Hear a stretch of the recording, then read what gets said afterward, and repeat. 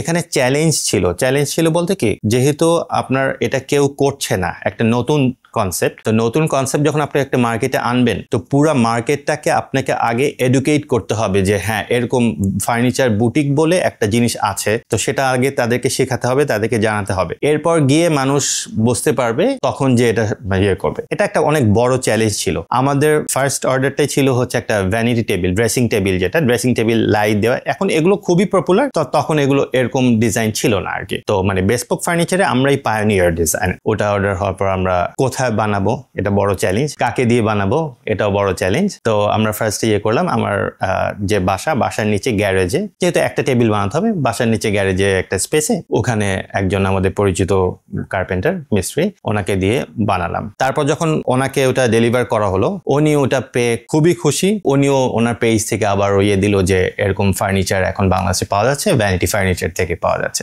সেখান থেকে হিউজ একটা রেসপন্স আমরা পাই, আলহামদুলিল্লাহ হিউজ একটা রেসপন্স পাই। কিন্তু আমরা চ্যালেঞ্জ ফেস করা শুরু করলাম কোন সময় গিয়ে, যখন আমরা দেখলাম যে এটাকে একটা ব্র্যান্ড হিসাবে আমাদের গ্রো করতে হবে, এবং কোম্পানিটাকে আমরা যখন এটার গ্রোথ নিয়ে চিন্তা করলাম, এটাকে বড় করতে হবে, তখন গিয়ে আসলে একটা বড় একটা চ্যালেঞ্জের সম্মুখীন হতে হয়েছে। কারণ ওই যে প্রথমে বললাম যে এটা আমাদেরকে মার্কেট এডুকেট করতে হয়েছে, যে সবাইকে বোঝাতে হয়েছে যে বুটিক বলে একটা কনসেপ্ট আছে, যেটা ইন্ডিয়াতে, অন্যান্য ওয়ার্ল্ডে সব জায়গায় আছে। আবার কম্পারেটিভলি আমাদের প্রাইসটা হচ্ছে আপনার বড় ব্র্যান্ডের মতোই, কারণ আমাদের ফার্নিচার গুলো তো ডিফারেন্ট, যেখানে ম্যাটেরিয়াল সব বাইরের ইম্পোর্টেড ম্যাটেরিয়াল ইউজ করা হচ্ছে। তো ওনারা এসে বলতো যে না না না না এখান থেকে কি কিনবা, আমরা হাতিল থেকে কিনি বা অমুক ব্র্যান্ড থেকে কিনি। তো তাদেরকে আসলে আমাদের পিচ করতে ওটা চ্যালেঞ্জ ছিল, যে না আসলে আমরা হচ্ছে অন্য একটা কনসেপ্ট নিয়ে এসেছি। আপনি মানে ট্রেডিশনাল ফার্নিচার এর জন্য অবশ্যই আমি বলবো যে আপনি বড় বড় ব্র্যান্ড থেকে কিনবেন, স্বাভাবিক, কিন্তু ওখান থেকে যে ওরা যেই ফার্নিচারটা সেল করছে ওটা এক জিনিস, আর আমরা যে ফার্নিচার সেল করছি এটা একটা ডিফারেন্ট জিনিস। সব বিজনেসেরই মোটামুটি একটা সিজন থাকে, যে এরকম সময় আমাদের সিজনটা হচ্ছে আপনার ওয়েডিং সিজন, যেটা বলি আপনার ওই যে নভেম্বর, ডিসেম্বর, জানুয়ারি, ফেব্রুয়ারি, ওই সময়টা শীতের সময় থাকে, এবং বাংলাদেশে বিয়ে শাদী গুলো তখন বেশি হয়। আর দেখা যায় যে আমাদের দেশে একটা ট্রেডিশনই আছে যে বিয়ে শাদীতে ফার্নিচার সবাই নতুন ফার্নিচার বানায়, ইয়ে করে, তো ওই সময় আমাদের ফার্নিচার গুলো আর কি বেশি হয়। আমাদের কনসেপ্টটা হচ্ছে যে এটা বেসপোক ফার্নিচার বুটিক, এটা furniture boutique concept, which means আপনার আমরা কাস্টম মেড ফার্নিচার করে দিই, যেগুলো হচ্ছে আপনার আমাদের ক্লায়েন্টের ওনাদের ডিমান্ড অনুযায়ী। ফার্নিচার বুটিক কনসেপ্টটা হচ্ছে যে ফার্নিচারটা ট্রেডিশনাল ফার্নিচার থেকে বাইরে, এটা কন্টেম্পোরারি ফার্নিচার, যেটা ইউরোপিয়ান, টার্কিশ ইন্সপায়ার্ড ফার্নিচার গুলো আমরা মেক করছি। আমাদের ডিজাইনার টিম আপনার ঘরকে আগে ভিজিট করবে, সেখানে আপনার ঘরে যেই এক্সিস্টিং ফার্নিচার আছে এবং যেই ইন্টেরিয়র আছে সেটার সাথে কালার এন্ড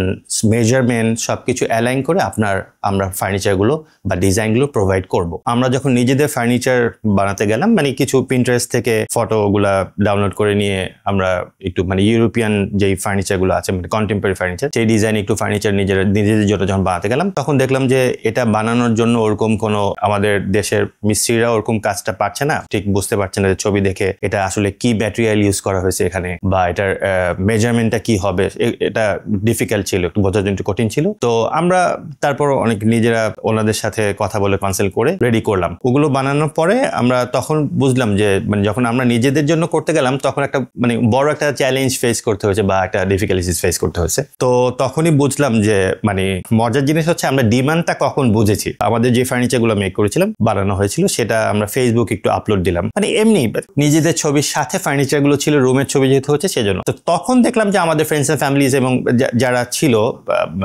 রিলেটিভসরা সবাই খুবই জিজ্ঞেস করা শুরু করলো যে মানে এটা কোথা থেকে বানিয়েছেন, এটা তো খুব সুন্দর, একটু অন্যরকম, যেটা হচ্ছে আমাদের ট্রেডিশনাল ফার্নিচার গুলোতে ওই ডিজাইনটা নাই, ইউরোপিয়ান ফার্নিচারের।